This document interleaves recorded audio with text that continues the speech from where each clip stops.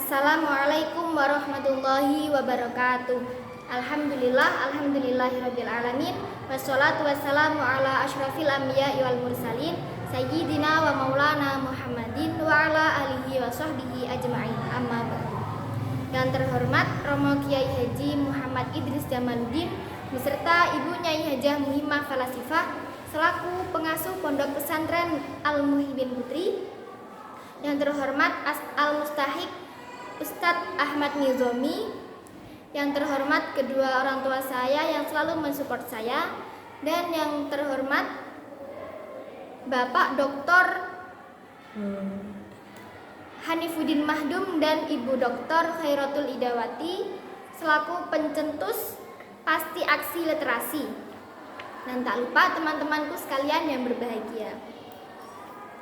Di sini saya akan memperkenalkan diri. Nama saya Husnul Khotimah dari kelas 6 Madrasah Diniyah Al-Muhibbin Putri, akan menjelaskan tentang asal-usul Pondok Pesantren Bahrul Ulum.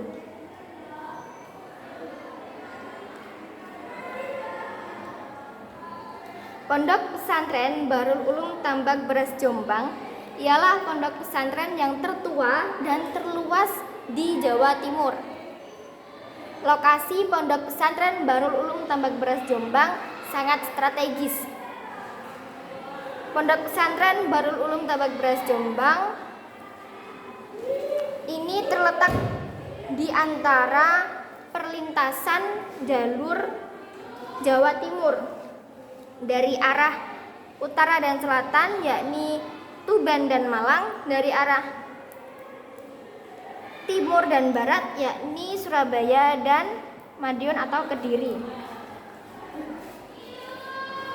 Selanjutnya, Pondok Pesantren Bahrul Ulum Tambak Beras Jombang ini masih dalam naungan Yayasan Bahrul Ulum, yang mana memiliki akta notaris pada tahun 1966 pada tanggal nomor 3 yang di hadapan Notaris Sumbono Ciptowijoyo yang dahulu menjadi wakil notaris di Mojokerto. Letak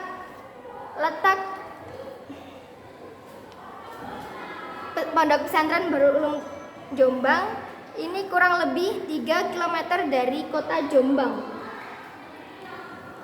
Nah, pada tahun 1825 datanglah seorang kiai yang alim yang bernama Kiai Abdussalam Basoihah di Dusun Gedang, Kelurahan Tambakrejo. Kedatangannya memiliki misi yang berupa upaya untuk menyebarkan agama dan ilmu di Dusun Gedang, Kelurahan Tambakrejo.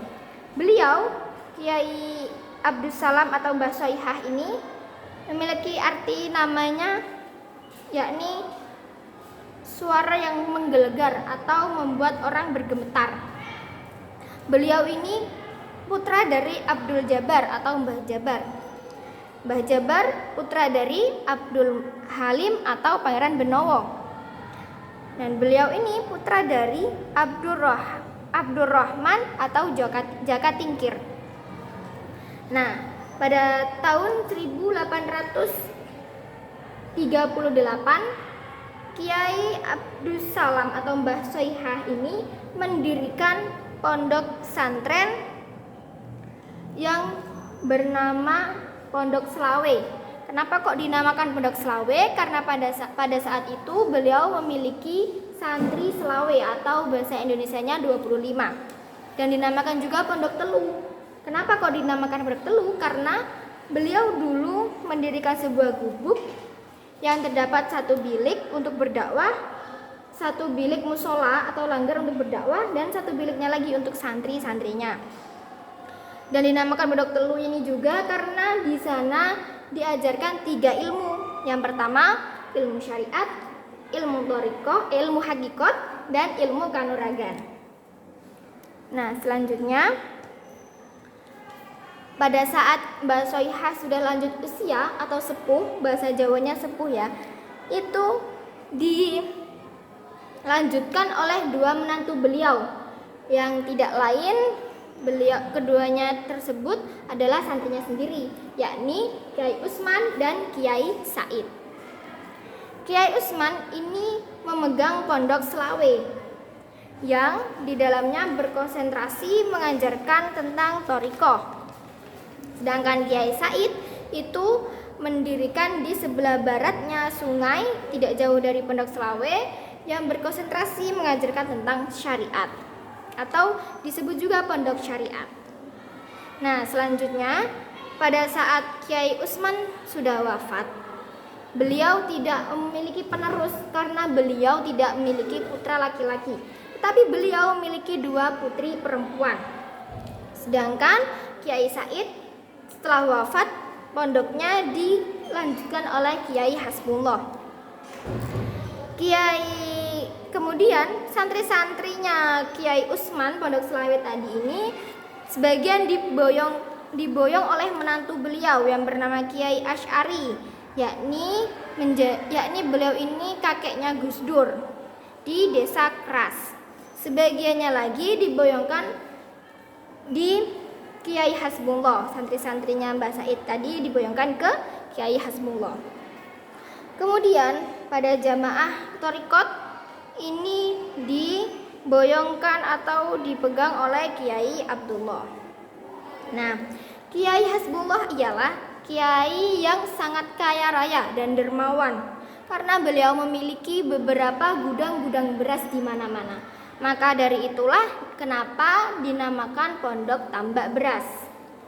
Nah, kemudian pada tahun 1914 Kiai Abdul Wahab ini melanjutkan pendidikannya ke Mekah.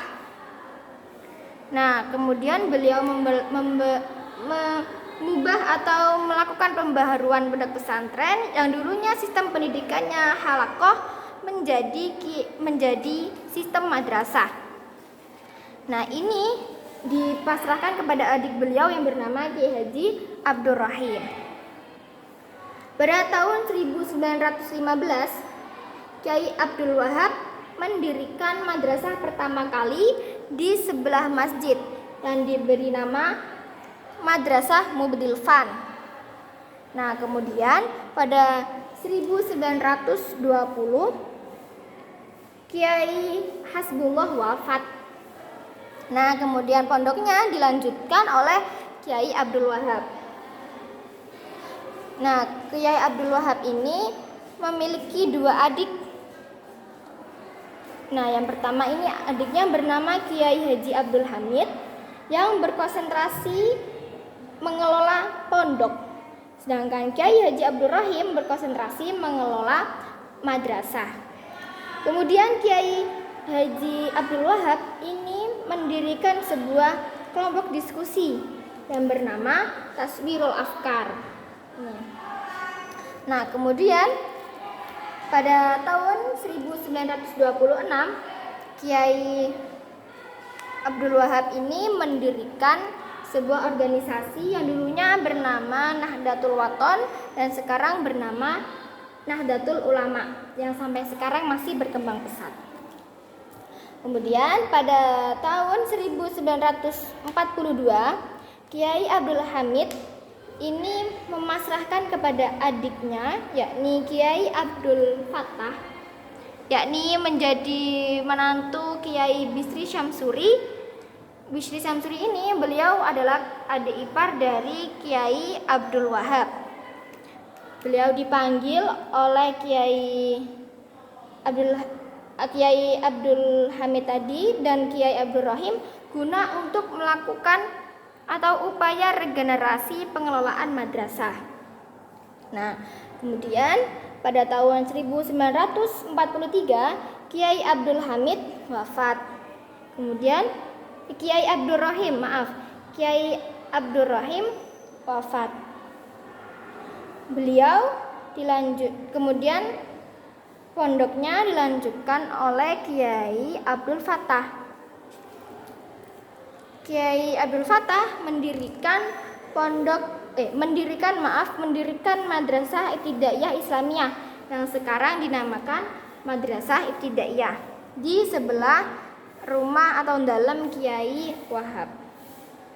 Kemudian pada tahun 1945 atau 1944 atau 1945 beliau mendirikan madrasah pertama yang diprakarsai oleh Nyai Hajah Mas Wardiyah dan didampingi oleh Nyai Hasbiah dan Nyai Masyhuda. Pada tahun 1951, Kiai Abdul Fattah mendirikan Pondok Pesantren Putri Al-Fatimiyah.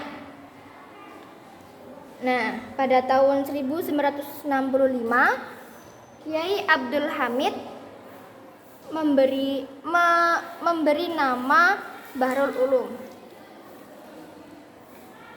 Pada tahun 1956, Kiai Abdul Fattah ini mendirikan Madrasah Mu'alimat 4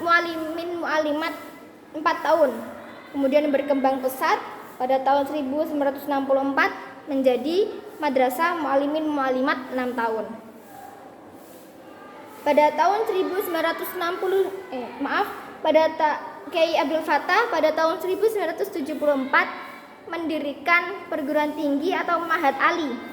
Kemudian berkembang pesat pada tahun 1985 berganti nama Sekolah Tinggi Ilmu Tarbiyah atau menjadi STIT. Nah, kemudian pada periode pengembangan keempat, manajemen Pondok Pesantren Bahrul Ulum menjadi tiga bagian. Yang pertama majelis pengasuh, yang kedua pengurus yayasan, yang ketiga dewan pengasuh. Yang majelis pengasuh ini pada awalnya dipimpin oleh almarhum Kiai Haji Muhammad Sholeh Abdul Hamid, yakni sejak tahun 1987 sampai 2006. Kemudian dilanjutkan oleh almarhum Dr. Andes Kiai Haji Amanullah Abdurrahim, yakni sejak tahun 2007 sampai 2008. Kemudian dilanjutkan lagi almarhum dilanjutkan oleh Kiai Muhammad Hasib Wahab pada sejak tahun 2009 sampai sekarang. Kemudian pada tahun 2016 Pondok Pesantren Bahrul Ulum Tambak Beras Jombang pondoknya berusia 191 tahun. Madrasah berusia 101 tahun. Kemudian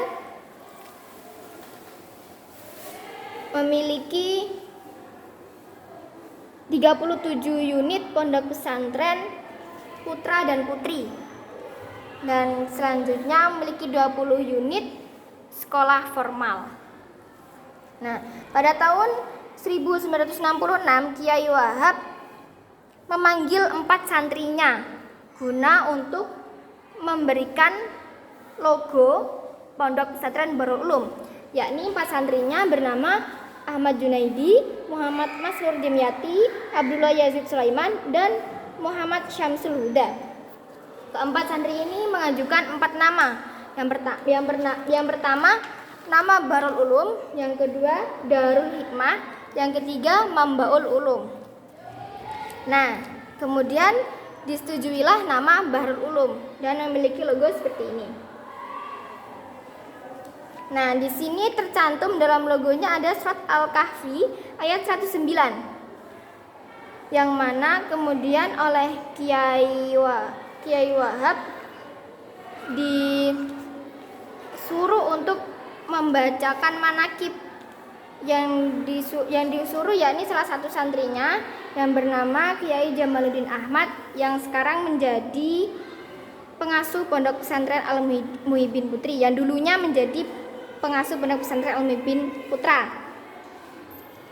Kemudian beliau membacakan manakib sebagai spiritual yang disuruh oleh Kiai Wahab.